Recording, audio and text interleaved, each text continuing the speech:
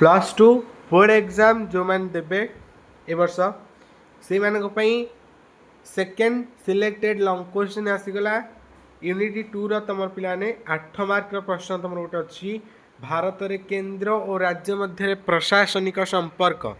आज आम या विस्तृत भाव आलोचना करवा वीडियो को एंड पर्यंत देखिए। प्रथम आम ये देखिए हेडिंग पॉइंट आम देखा कौन रही तार सब सारांश। देख भारत रे केंद्र और राज्य मध्य 3टा संपर्क अच्छी तुम जाच सबु वर्ष पाने गोटाए प्रश्न निहाती आसो तेणु ए वर्ष यहाँ तुम सिलेक्टिव अच्छी आंसर लिख भारत एक संघीय राष्ट्र। भारत हेउची गोटे संघीय राष्ट्र। एठारे 2 स्तर सरकार रही अर्थात एठारे द्वैत सरकार रही कौन कौन गोटे है केंद्र सरकार और राज्य सरकार। केंद्र सरकार समग्र देशर कार्य परिचालना करुथांती बा करंती एवं राज्य सरकार निज निज राज्यर कार्य परिचालना करिथांती। देशर शासन व्यवस्था को सुचारू बा सठिक भाव में चलाइबा पई केंद्र और राज्य मध्य घनिष्ठ प्रशासनिक संपर्क रही थाए। जो केंद्र और राज्य रही भितर जदि घनिष्ठ प्रशासनिक संपर्क रहिबो तेबे देशर शासन व्यवस्था सठिक भाव चली पारिबो। यही संपर्क संविधान द्वारा निर्धारित होइछि। ये जो केंद्र और राज्य मध्य प्रशासनिक संपर्कटी क्या द्वारा निर्धारित होइछि ना आम संविधान द्वारा निर्धारित होइछि। यार मुख्य उद्देश्य कौन? यार मुख्य उद्देश्य होछि देशर एकता श्रृंखला और सुशासन को बजाय रखिबा। ये तुम हेडिंग पार्ट गला। बर्तमान आम देखिए बॉडी पार्ट को। बॉडी पार्ट रो प्रथम पॉइंट एमती पॉइंट करके लिखिले मार्क तुमको मिल। प्रथम पॉइंट लिख केंद्रर निर्देश देवार शक्ति अर्थात केंद्र जे कि राज्य को निर्देश दे थाए।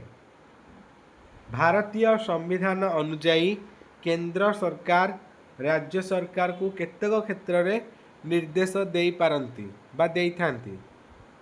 राज्य सरकार सही निर्देश पालन करिया को बाध्य। केंद्र सरकार जहाँ निर्देश देवे राज्य सरकार से निर्देश को पालन करिया को कौन बाध्य अटंती। जदि कौनसी राज्य केंद्र निर्देश को मानि न थाए बा माने नहीं तेबे प्रशासनिक समस्या सृष्टि हो पारे। जदि कौनसी राज्य सरकार केंद्र सरकार देथिया निर्देश को मानिबे नहीं तेबे सेठी कौन सृष्टि हेबो ना प्रशासनिक समस्या सब सृष्टि हेबो। यही व्यवस्था देशर एकता को रक्षा करिवारे सहायक हुए। ये जो केंद्र निर्देश मानिबा शक्ति द्वारा देशर एकता रक्षा होता है। कारण जदि राज्य सरकार केंद्र निर्देश को मानिबे नहीं तेबे विभिन्न राज्य अशांति सृष्टि होब फल राजनैतिक अस्थिरता सृष्टि होब। तेणुक ये जो पद्धतिटा निया जाइछि केंद्र निर्देश मानिबा शक्ति यह द्वारा देशर एकता बजाय रही थाए। 2 नंबर पॉइंट अच्छी केंद्रीय आईन कार्यकारिता। केंद्रीय आईन कार्यकारिता अर्थ कौन? केंद्र जो आईन प्रणयन करे ताहा कार्यकारी होता है। संसद जो आईन पास करे सेगुड़िकर कार्यकारिता अनेक समय राज्य सरकार माध्यम हुए। संसद मो पूर्व कही संसद कौन? संसद हो लोकसभा राज्यसभा को गठित। संसद रे जो सब आईन गुड़िक पारित होता है पास हुए सेगुड़िकर कार्यकारिता अनेक समय राज्य सरकार माध्यम ही होता है। राज्य सरकार केंद्रीय आईन को निज राज्य में कार्यकारी करिथांती। राज्य सरकार केंद्र में जो आईन आसी थाए संसद द्वारा पारित होता है ताकू निज राज्य में से कार्यकारी करिथांती। यह द्वारा समग्र देश में एक समान प्रशासनिक व्यवस्था रही थाए। जदि बुझी पारुन पिलाने पॉलिटिकल ताले घोषी चल इन पॉइंट करके घोषी चल और बार बार खातार लेख तेबे जाई तमर मन रहबो। 3 नंबर पॉइंट अच्छी राज्यपाल भूमिका। राज्यपाल केंद्र और राज्य मध्य जोगसूत्र भाव काम करती अर्थात राज्यपाल जी रही से केंद्र और राज्य सरकार 2 जन मध्य जोगसूत्र रक्षा करते जोड़ी था ଭିତରେ संपर्क आदान प्रदान କରିଥାନ୍ତି। राज्यपाଳଙ୍କୁ ଭାରତର ରାଷ୍ଟ୍ରପତି ନିଯୁକ୍ତ କରିଥାନ୍ତି। ସମସ୍ତ ରାଜ୍ୟରେ ଗୋଟେ ଜଣେ ଜଣେ ରାଜ୍ୟପାଳ ଥାନ୍ତି। ସେ ରାଜ୍ୟପାଳଙ୍କୁ କିଏ ନିଯୁକ୍ତ କରିଥାନ୍ତି? ରାଷ୍ଟ୍ରପତି। ଭେରି ଭେରି ଇମ୍ପୋର୍ଟାଣ୍ଟ ପ୍ରଶ୍ନ। ରାଜ୍ୟପାଳଙ୍କୁ ରାଷ୍ଟ୍ରପତି ନିଯୁକ୍ତ କରାଇଥାନ୍ତି। ସେ ରାଜ୍ୟର ପ୍ରଶାସନିକ ବିଷୟରେ କେନ୍ଦ୍ର ସରକାରଙ୍କୁ ସୂଚନା ଦେଇଥାନ୍ତି। ସେ ରାଜ୍ୟରେ ଘଟୁଥିବା କ'ଣ ସବୁ ପ୍ରଶାସନିକ ବ୍ୟବସ୍ଥା ଅଛି ସେ ସମ୍ପର୍କରେ କେନ୍ଦ୍ର ସରକାରଙ୍କୁ ସୂଚନା ଦେଇଥାନ୍ତି। ଯଦି ରାଜ୍ୟରେ କୌଣସି ସମସ୍ୟା ହୁଏ ତେବେ ରାଜ୍ୟପାଳ ତାହା କେନ୍ଦ୍ର ସରକାରଙ୍କୁ ଜଣାନ୍ତି। ଯଦି ରାଜ୍ୟରେ କୌଣସି ବି ସମସ୍ୟା ସୃଷ୍ଟି ହୁଏ ତେବେ ରାଜ୍ୟପାଳ କେନ୍ଦ୍ର ସରକାରଙ୍କୁ ସେ ସମସ୍ୟା ସମ୍ପର୍କରେ ଜଣାଇଥାନ୍ତି। ଆଉ ଯେତେବେଳେ ରାଷ୍ଟ୍ରପତି ଶାସନ ଜାରିତ ହେବ ସେତେବେଳେ ରାଜ୍ୟପାଳ କେନ୍ଦ୍ରର ପ୍ରତିନିଧି ହେବେ। ଆଉ ଗୋଟେ କଥା ମନେ ରଖିଥାଅ, ରାଜ୍ୟପାଳ ପ୍ରତି 15 ଦିନକୁ ଥରେ ରାଷ୍ଟ୍ରପତିଙ୍କୁ ରାଜ୍ୟର ଗୁପ୍ତ ଶାସନ ବ୍ୟବସ୍ଥା ସମ୍ପର୍କରେ ଜଣାଇଥାନ୍ତି। କାହାକୁ? ରାଷ୍ଟ୍ରପତିଙ୍କୁ। ରାଜ୍ୟରେ କ'ଣ ସବୁ ଗୁପ୍ତ ଖବର ଅଛି ତାକୁ ସେ ଜଣାଇଥାନ୍ତି ରାଷ୍ଟ୍ରପତିଙ୍କୁ। 4 ନମ୍ବର ପଏଣ୍ଟ ଅଛି ଅଖିଳ ଭାରତୀୟ ସେବା। ଅଖିଳ ଭାରତୀୟ ସେବା IAS, IPS ଏବଂ IFS ପରି ଅଖିଳ ଭାରତୀୟ ସେବା ଭାରତର ପ୍ରଶାସନିକ ବ୍ୟବସ୍ଥାର ଏକ ମହତ୍ତ୍ୱପୂର୍ଣ୍ଣ ଅଂଶ। ଏହି ଅଧିକାରୀମାନେ ଅର୍ଥାତ୍ ଯେଉଁ IAS Indian administrative service, IPS Indian police service, IFS Indian forest service, Indian foreign service, ଏହି ଅଧିକାରୀମାନେ କ'ଣ କରନ୍ତି ନା କେନ୍ଦ୍ର ଆଉ ରାଜ୍ୟ ପାଇଁ ଉଭୟଙ୍କ ପାଇଁ କାମ କରନ୍ତି। ଏମାନେ କେନ୍ଦ୍ର ଆଉ ରାଜ୍ୟ ସରକାରଙ୍କ ପାଇଁ କାର୍ଯ୍ୟ କରିଥାନ୍ତି। ସେମାନେ ପ୍ରଶାସନରେ ସମନ୍ୱୟ ଆଣନ୍ତି। ସମନ୍ୱୟ ମାନେ କ'ଣ? ସେମାନେ କେନ୍ଦ୍ର ଆଉ ରାଜ୍ୟ ମଧ୍ୟରେ ଗୋଟେ ସମନ୍ୱୟ ବା ଯୋଗସୂତ୍ର ଆଣିଥାନ୍ତି ଏବଂ ସରକାରୀ ଯୋଜନା ଗୁଡ଼ିକୁ ସଫଳ ଭାବେ କାର୍ଯ୍ୟକାରୀ କରିଥାନ୍ତି। କେଉଁମାନେ? ଏଇ IAS, IPS, IFS ଅଧିକାରୀମାନେ ସରକାରୀ ଯୋଜନା ଗୁଡ଼ିକୁ କିଭଳି ସଠିକ୍ ଭାବେ କାର୍ଯ୍ୟକାରୀ କରାଯାଇପାରିବ ସେଥିପାଇଁ କାମ କରିଥାନ୍ତି। 5 ନମ୍ବର ପଏଣ୍ଟ ଅଛି ଜାତୀୟ ଓ ରାଜ୍ୟ ସ୍ୱାର୍ଥର ସୁରକ୍ଷା। କେନ୍ଦ୍ର ସରକାର ଦେଶର ସୁରକ୍ଷା, ଶାନ୍ତି ଏବଂ ଜାତୀୟ ସ୍ୱାର୍ଥକୁ ସୁରକ୍ଷା ଦେଇଥାନ୍ତି। ଏହି କାର୍ଯ୍ୟରେ ରାଜ୍ୟ ସରକାର ସହଯୋଗ କରନ୍ତି, ଯେପରିକି ଆଇନ ଶୃଙ୍ଖଳା ରକ୍ଷା, ଅପରାଧ ନିୟନ୍ତ୍ରଣ ଏବଂ ବିପଦ ସମୟରେ ସହାୟତା ଯୋଗାଇବା। ଏହି ସମୟରେ କ'ଣ କରିଥାନ୍ତି ନା କେନ୍ଦ୍ର ସରକାର ଜାତୀୟ ସ୍ୱାର୍ଥକୁ ସୁରକ୍ଷା ଦେଇଥାନ୍ତି, କିନ୍ତୁ ରାଜ୍ୟ ସରକାର ସେହିଗୁଡ଼ିକୁ କାର୍ଯ୍ୟରେ ପରିଣତ କରିଥାନ୍ତି। ଯେମିତିକି ଗୋଟେ ବିପଦ ସମୟରେ କେନ୍ଦ୍ରରୁ ରିଲିଫ୍ ଘୋଷଣା କରାଯାଇଥାଏ, ରାଜ୍ୟ ସରକାର ତାହାକୁ କାର୍ଯ୍ୟରେ ପରିଣତ କରି ଲୋକମାନଙ୍କୁ ପ୍ରଦାନ କରିଥାନ୍ତି। ନେକ୍ସଟ ଆସିଲା ଆନ୍ତଃରାଜ୍ୟ ପରିଷଦ। ଆନ୍ତଃରାଜ୍ୟ ପରିଷଦ ପିଲାମାନେ ଭେରି ଭେରି ଇମ୍ପୋର୍ଟାଣ୍ଟ। ଆନ୍ତଃରାଜ୍ୟ ପରିଷଦର ଗଠନ କିଏ କରିଥାନ୍ତି? ଫାଷ୍ଟ ମନେ ରଖ, ଆନ୍ତଃରାଜ୍ୟ ପରିଷଦର ଗଠନ ରାଷ୍ଟ୍ରପତି କରିଥାନ୍ତି ଧାରା 263 ଅନୁସାରେ। ଧାରା 263 ଅନୁସାରେ ରାଷ୍ଟ୍ରପତି ଆନ୍ତଃରାଜ୍ୟ ପରିଷଦ ଗଠନ କରିଥାନ୍ତି। କେନ୍ଦ୍ର ଓ ରାଜ୍ୟ ମଧ୍ୟରେ ଭଲ ସମ୍ପର୍କ ରଖିବା ପାଇଁ ଆନ୍ତଃରାଜ୍ୟ ପରିଷଦକୁ ଗଠନ କରାଯାଇଛି। କିଏ ଗଠନ କରିଛନ୍ତି? ରାଷ୍ଟ୍ରପତି। କାହିଁକି ନା କେନ୍ଦ୍ର ଆଉ ରାଜ୍ୟ ମଧ୍ୟରେ ଭଲ ସମ୍ପର୍କ ସୃଷ୍ଟି କରିବା ପାଇଁ।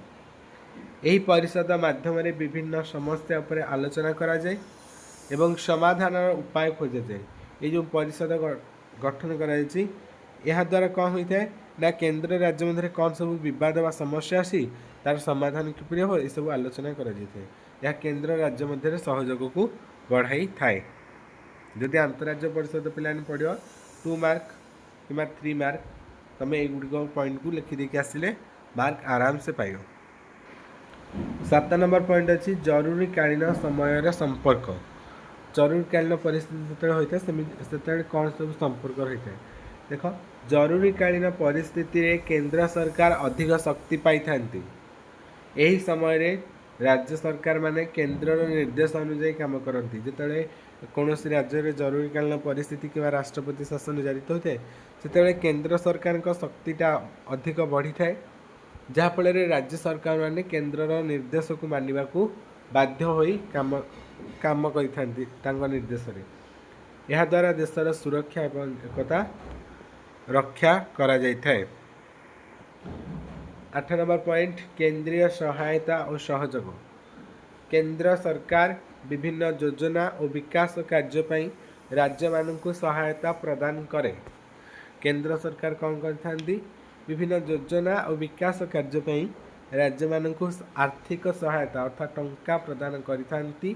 शिक्षा, स्वास्थ्य, कृषि, सड़क निर्माण, ग्रामीण विकास क्षेत्र में केंद्र राज्य को आर्थिक और प्रशासनिक सहयोग देता है। यह द्वारा देशर समस्त अंचल विकास संभव हुए। 9 नंबर पॉइंट अच्छी नदी और प्राकृतिक संपद परिचालना। अनेक नदी एकाधिक राज्य मध्य दे प्रवाहित हुए। भारत में तुम देखी तो बहुत सारा नदी अच्छी। से नदी गुड़िक कौन गोटे राज्य बहुची ना, से गुड़िक अनेक राज्य देकी प्रवाहित हो।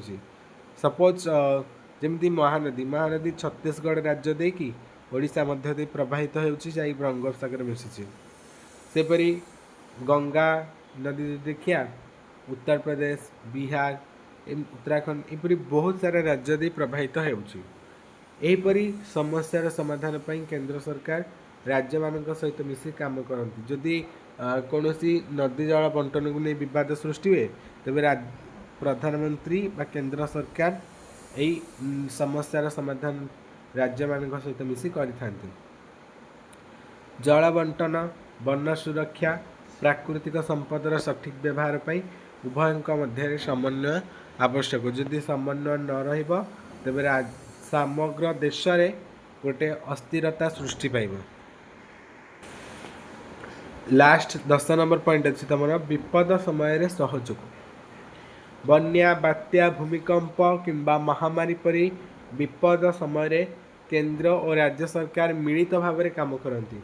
जितेबले बन्या, बात्या किंबा घरपोड़ी, भूमिकंप, महामारी सृष्टि होता है से समय उभय केंद्र और राज्य सरकार मिसिकी काम करथांती। केंद्र सरकार उद्धार सामग्री, अर्थ एवं आवश्यक सहायता जोगाई थाए। राज्य सरकार सेगुड़ी लोकों पाखे पहुँचाई था।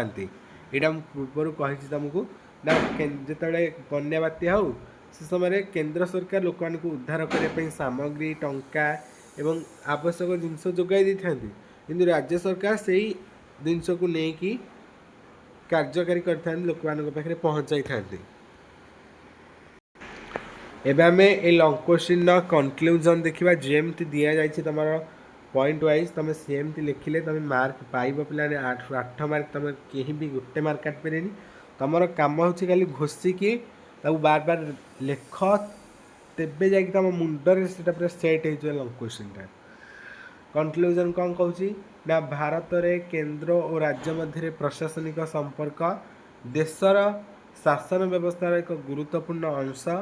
उभय सरकार परस्पर सहयोग समन्वय माध्यम उभय सरकार ये क्या कहुई केंद्र और राज्य सरकार परस्पर सहयोग और समन्वय माध्यम देशर उन्नति पाई काम करती। केंद्र निर्देश, राज्यपाल भूमिका, अखिल भारतीय सेवा, जरूरीकालीन व्यवस्था, अंतरराज्य परिषद एवं विकास योजना गुड़िक यह संपर्क को शक्तिशाली करिथाए। यही प्रशासनिक संपर्क भारतर एकता, अखंडता, शांति और विकास को सुनिश्चित करे सुदृढ़ करे। तेणु केंद्र और राज्य मध्य सुसंपर्क देशर प्रगति पाई अत्यंत आवश्यक। आशा करूँ लॉन्ग क्वेश्चन टा बहुत भल लगी। यदि भल लगी था तेज लाइक, शेयर एंड सब्सक्राइब करेंगे। आउ जल्दी आपको नोट खाता को नोट करके आपण मैंने घोषि दिंतु कारण समय बहुत कम।